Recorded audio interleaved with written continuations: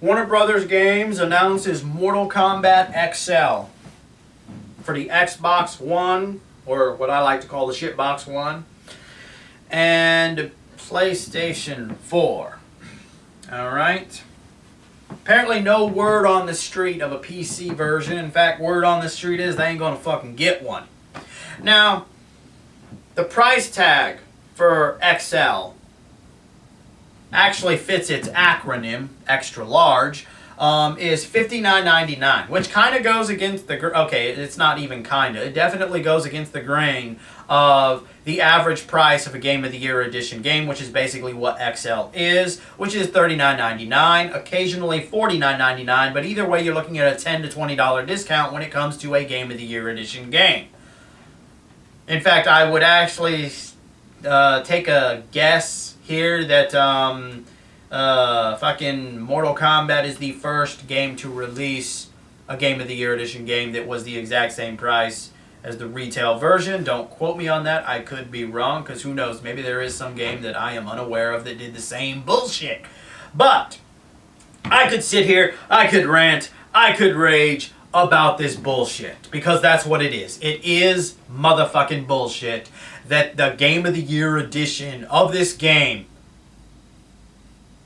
is $59.99. And I know all the MK fanboys are going to be like, yeah, but it has a lot of DLC. In fact, when you compare the DLC to the previous Mortal Kombat game, it has way more. So the price makes sense. Allow me to fucking destroy that.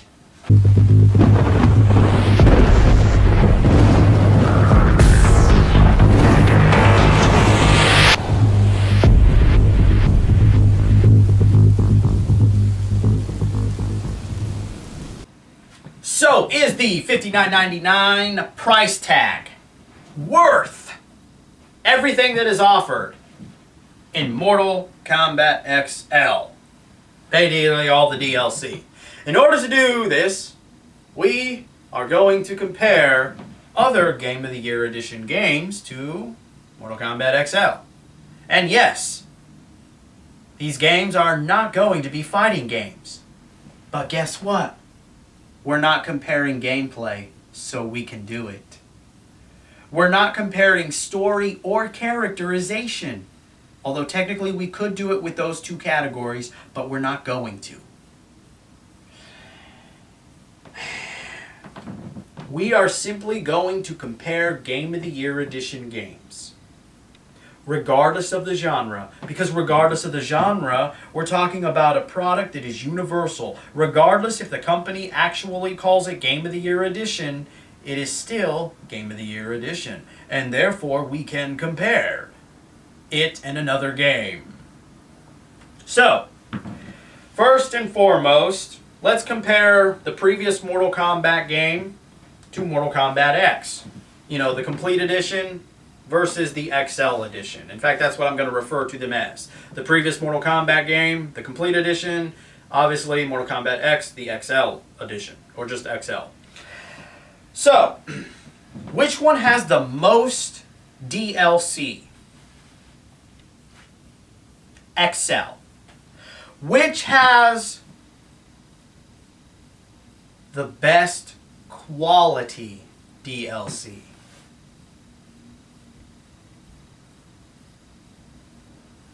Neither of them. Neither of them get that status. They don't get that award, if it was some kind of award, because they're doing quantity over quality. Therefore, there is no quality DLC in either of those games. Here, allow me to explain by transitioning and comparing another Game of the Year edition game to Mortal Kombat X. Insert Skyrim. No, I don't mean I'm not going to like insert a picture of it. I'm just, insert that iteration right now. Which one has the most DLC? I'm doing the quote-unquotes because it's insulting to call the expansion packs in Skyrim DLC. Alright? But which has the most DLC Obviously, Mortal Kombat XL is going to win that award. Which one has quality DLC? Oh, wait, excuse me. Quality DLC. I don't know why I did a quote unquote on the word quality. We're going to have to redo this, okay? We're going to have to redo this. Quality DLC. Okay, there we go. Moving on. Skyrim wins that. In fact, if we were to look at just one expansion pack in Skyrim, Hearthfire, that has more quality DLC than all the bullshit in both of the previous MK games combined.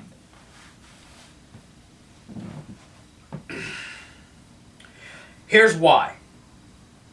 When you look at the expansion packs in Skyrim, when you look at the expansion packs in Oblivion, when you look at the expansion packs in not Mortal Kombat, in Grand Theft Auto 4, there is more quality than any of the DLC in MKX. Because it adds to the mythos of the world, it adds to the mythos of the characters. It adds to the mythos that is the Elder Scrolls. It adds to the mythos that is Grand Theft Auto. But there's none of that in comparison to either of the previous Mortal Kombat games. And that's because the DLC amounts to absolutely nothing. People would like to sit here and tell you that the genres are different. You can't compare Skyrim DLC, excuse me. I should have somebody here to slap me every time I forget to do the quote-unquote on DLC. To the DLC for Mortal Kombat, or a fighting game in general. Because you can compare them. The only reason why you think you can't is because they're different genres. But at the end of the day, guess what? What you find in Skyrim in expansion packs, what you find in Oblivion in expansion packs, what you find in Grand Theft Auto 4 in expansion packs, they could absolutely 100% do in any fighting game, be it Mortal Kombat or otherwise. Let me give you two examples. In fact, alright, let's take the 4 non-Mortal Kombat characters in the DLC they've created. Let's say instead they were going to release it as an actual expansion pack. What would it contain? What would be in it? Well, first and foremost, the idea of an expansion pack is to expand upon the world and the characters. So in order to do this for the fighting game, because Mortal Kombat has started to do its own little, a more better story mode than in previous games, maybe not so much actual story and characterization, but you get what I'm getting at here, alright? Because they're starting to do that, then when they create this expansion pack, it literally could be its own story surrounding all of the Mortal Kombat characters with these 4 characters. Maybe it's even individually. Alright, so each character has their own 10-hour story mode, which means that's 40 plus extra hours added to your gameplay, plus the ability to use them outside of their own story mode. Maybe even in this expansion pack, they add cameos or Easter eggs into the existing Mortal Kombat story. They don't really become a part of it, all right? They don't become a part of it. But maybe, little Easter eggs they add into the story from this expansion pack, like maybe you see a Predator off in the distance somewhere watching the shit going on, all right? Maybe when they come into a certain area, you see a face hugger that, runs across the screen. Alright? That kind of thing. Besides adding, those little Easter eggs in the original story and giving you its own story, yes, they decide to create more alternate costumes for the characters. But these alternate costumes are based off of these new characters, alright? So they modify the designs of these characters to fit other characters that they feel would fit into that category of being a badass predator, of being a badass alien. Think about this, alright? An alternate costume for fucking Goro as an alien. What would an alien look like if a facehugger got a hold of Goro? That's fucking golden opportunity right there. Not just to have Baraka as the alien. That right there, in an expansion pack, gives you the opportunity to create alternate, maybe alternate characters, alternate costumes, whatever the fuck you want to call it, alright? For other MK characters, so the fans can see what the other species in the MK universe would look like if they became a motherfucking alien. And yes, you could even do that with a predator. Not so much, making them look like it, but at least, be able to, here is a scorpion colored fucking predator outfit that goes on fucking the predator. We've even given him the fucking move to use the fucking gun that fucking hangs around on the fucking shoulder. The immense amount of opportunity that is missed in creating a full-blown expansion pack instead of this quantity bullshit DLC.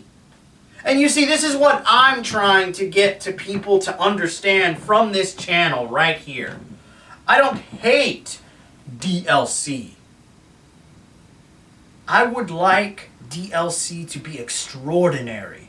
I would like people to be able to literally go on YouTube and praise the shit out of DLC. Because it would be done the right way. Expanding upon the mythos and the story that you have already been introduced to.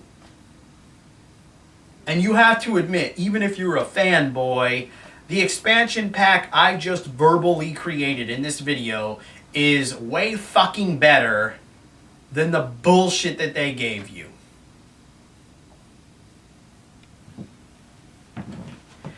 So, to end this, $59.99 is not worth the price. Because there's no quality there. It's only quantity. And to be honest, I'd rather have quantity than the quantity bullshit that Warner Brother wants to feed us. I hope you enjoyed this video in some fashion or form, gamers. And remember, gamers, if you're not voicing your thoughts and concerns about the bullshit price tag of Mortal Kombat XL, or the fact that DLC is more about quantity rather than quality, you just might be a part of the motherfucking problem.